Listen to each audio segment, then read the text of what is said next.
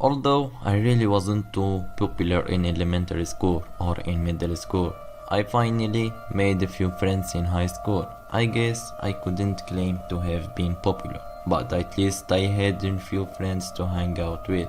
It all started when I skipped school with a guy named Gary one day, not having much to really do.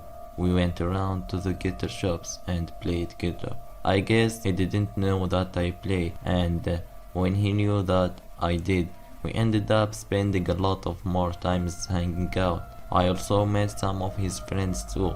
We mostly just hung out and played guitar all the time. It wasn't my absolute favorite thing to do, but I had friends for the first time, so that was cool. One Friday at school, Gary, who lived with his grandmother, told me that she was going to be out of town for the weekend. He said he was going to have a couple of guys over and that I should be there.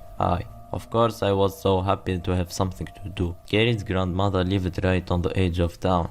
It was a two-story house next to the train tracks. Gary lived in the attic, and that is usually where we were when we were hanging out and playing guitar. I really didn't know all Gary's friends, so I was feeling a little strange about being around all these people. Stayed up really late playing guitar and hanging out our first night there. It was nice, but there was one guy who was freaking me out a little bit. His name was Kane, and he was just a bit weird. He didn't play the guitar at all. He also didn't talk too much, which I thought was weird. We were all up in the Gary's room, so we're all sprawled out in a few pieces of furniture. I was laying on the bed, and the point the guy Kane reached over and pulled the mattress up.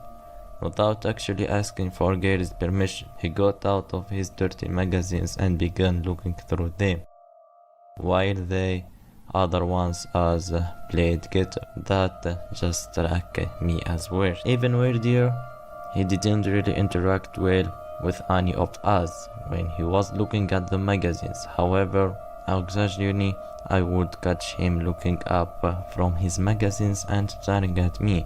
He would be smiling and just looked unpleasant. Even though it was pretty warm in the attic, we all sort of drifted off to sleep.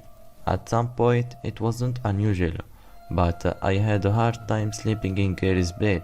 I was uneasy and woke up once. I was surprised to see Ken was still up, and he was still checking out those junk mags, and he was looking at me with just the most unpleasant looking grin. I immediately just closed my eyes, unsure if he was aware that I ever got up. The next time I woke up, he was still at it. I stumbled out of the room, mumbling something about needing a glass of water. When I was downstairs, it was much cooler than in the attic. I decided to crash on the couch. I told myself I did it because it was cooler, but I really didn't because of Kane. He just rubbed me the exact wrong way. I fell asleep pretty quickly and was broken up. I heard someone fumbling around in the kitchen. I figured it was one of the guys getting a glass of water. I just flipped back around and tried to go back to sleep. I woke up later because I felt the couch moving. I must have turned around in my sleep because I was no longer facing the back of the couch. I looked and immediately noticed that was moving the couch. Kane was sitting on the floor, of his feet bracing against the couch. His pants down and was jerking off with one hand while holding a knife in the other hand. He was looking at me. I was really freaked now, but I don't think he noticed that I opened my eyes. With him holding the knife, I really didn't want to shock him or anything, so I closed my eyes and pretended to go to sleep. However, it was hard to think about anything other than what this freak was doing. I just held my breath and waited until it was over. When it was over, I felt him taking his feet off the couch and stand up, then felt the tip of the knife on my back as he asked it along the side. I prepared to be stabbed, but thankfully I wasn't. After a minute, he took the knife back to the kitchen and went back into the attic. I slipped out of the house and went home. I couldn't be in the same house as that freak. I told Gary about it. He went ballistic. I never saw the guy again. Oh, and just so you know, this is the guy or anything. I don't. Hey guys, before you keep watching the video, if you want to send a personal true or story of yours, please send it to me on my email and I will contact you for sure. And keep watching your video. I used to have friends over at my house for sleepovers a lot when I was a kid. I enjoyed it, but they were always coming over to my house. I guess my parents were always happy that I had friends, but were unsure of why I never went to another friend's house for a sleepover there. I guess I wondered why I was insistent on always hosting. Honestly, I cannot even tell you why. Thinking back on it, I guess I just always felt more comfortable in my own home.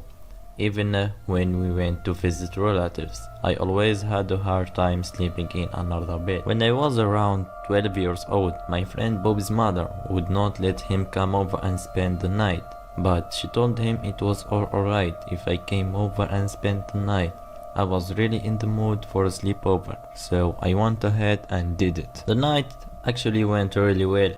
Bobby's mother went to bed early, but she allowed us to remain up later and watch movies. We of course watched a few scary movies without her permission.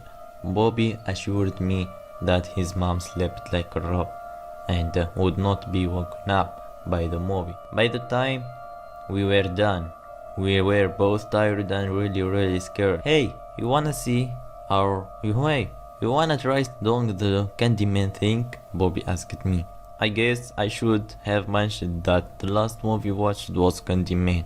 I was too scared to actually want to do it, but also didn't want to seem like was in front of my best friend. We went in the bathroom and with the lights on, recited the name Candyman 5 times.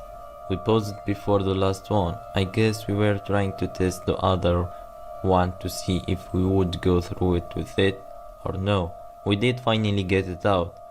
Then Bobby flipped the light off and of course nothing happened. Even though nothing happened, we were both still generally frightened. When we got into bed, we talked for a little while and then went right to sleep. I woke up feeling thirstier than I could ever imagine. Getting up, I stumbled out of bed and downstairs while not turning any light on at all. When I walked into the kitchen, I turned the light on. Immediately I saw a huge man at the far window. Actually, he was going through the window. He was half in half out, and he was now looking right at me. I couldn't have waited too long, but it seemed like forever. I was terrified and much more terrified than I had been when we did the Candyman thing earlier. I then began thinking, even thought it was crazy that it was the Candyman showing up late. I was tired, so my thinking could not have been rational. But before the guy could get all the way through the window, I screamed and ran in other direction and up the stairs back to Bobby's mother's room. I pounded on the door. Bobby had woken up and he came into the hallway before his mom and dad had opened the door. Finally, the door opened. She looked at us and then suddenly past us both.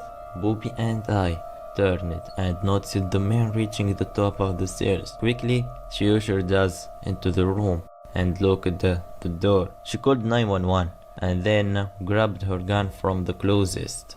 She told the guy who was now rattling the door that she had a gun and would use it.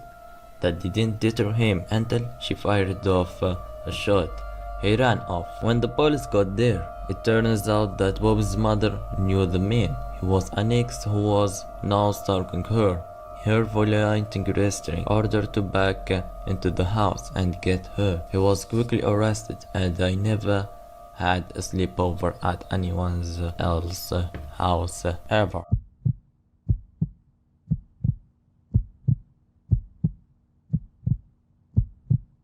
Some friends and I were staying at another friend's house. We were all about 15 girl for contest. One of my friends, I call her Stephanie, was always very open to the fact that she thought I was smoking God. I felt a bit worried about sometimes because I wasn't sure if she was being serious or not. I didn't mind whether or not she liked me, but sometimes it's to get a little too much, and she'd say things like, "Oh, the thing I do to you." So at this sleepover, Stephanie at our friend's house, and I began to play a chasing game. It started off as a bit of fun, but soon Stefan started to get rough and would tackle me to the ground and pin me there.